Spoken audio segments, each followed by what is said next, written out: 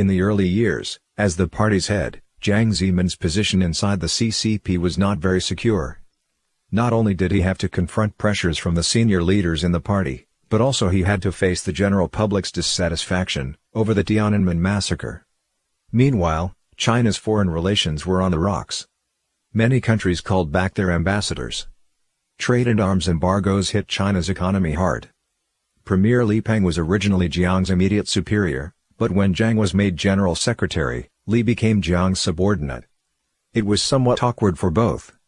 At Politburo meetings, Jiang always sat next to Li, and they hosted the meetings together. Jiang often made decisions based on Li's facial expressions, so outsiders called it the Jiang-Li system. To solidify his position inside the party, Jiang thought he needed to get on Li's good side.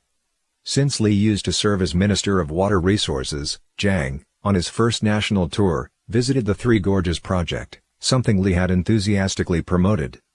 Next, Jiang actively lobbied for the project, and forced the National People's Congress to approve its preliminary plans. Jiang ignored the potential problems that the Three Gorges project might cause, to navigation, generation of electricity, relocation of residents, the ecosystem, the environment, and war preparedness.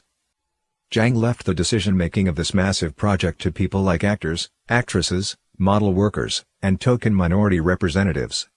The sole purpose was to please Li Peng. Jiang Zemin had always taken China's WTO accession as his achievement.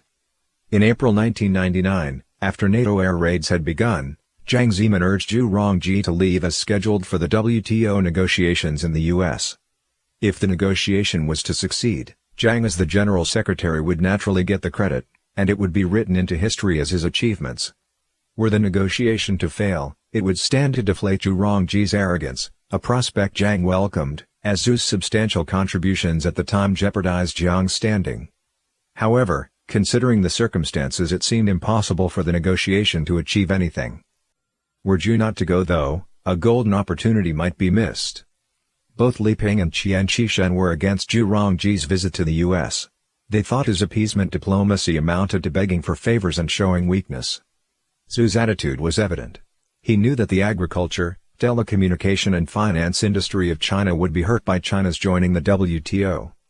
Besides, given the low efficiencies of the state enterprises, many enterprises would go bankrupt if fair competition were to be allowed.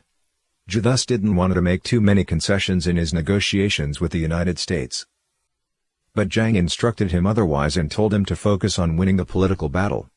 Zhu was prudent, having every concession approved by Jiang. However, the CCP senior statesmen were unhappy, even outraged with these concessions. Upon seeing their reactions, Jiang made Zhu Rongji a scapegoat, seamlessly shifted all the blames to him.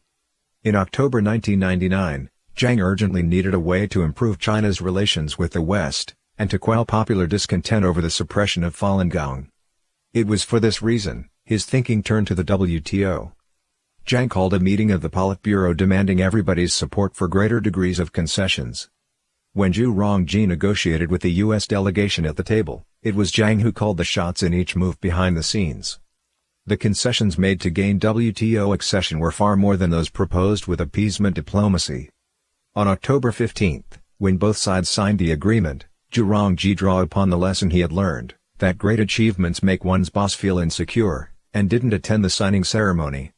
Nor did he attend the celebration party held at Zhongnanhai that night. Newsweek magazine commented that the WTO agreement made Zhu Rongji an invisible man. It was Jiang who was the most eager in regards to the celebration of the 50th anniversary of the CCP's reign. He wanted to have a huge portrait of himself, placed next to that of Mao Zedong and Deng Xiaoping, on the anniversary day.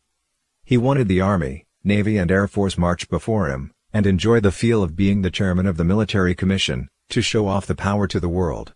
When Zhu Rongji learned that the total cost of the celebration would be 180 billion yuan, that's $22 billion, and that this included the plans for elaborating ceremonial tributes, giving raises to public servants and retired staff, and creating new infrastructures for the celebration, he was furious and bit his lips, not uttering a word. Jiang, by contrast, said, "I think the celebration needs to have a look of great power. When it comes to activities celebrating the 50th anniversary, we need to think about its political impact, rather than be limited by finances. The money that Jiang lavishly spent on the extravaganza could have paid for the educations of 200 million students, or the daily needs of 30 million unemployed for a year. When Jiang Zemin imitated Deng Xiaoping shouting, "Hello, comrades," he was not as confident as Deng, for Jiang knew that when Deng did the same, his reform brought people a couple of years of a better life. This time around, when Jiang had his celebration, some 100 million citizens, the Falun Gong practitioners, had just been made enemies, with their friends and family included. It's a huge part of the population.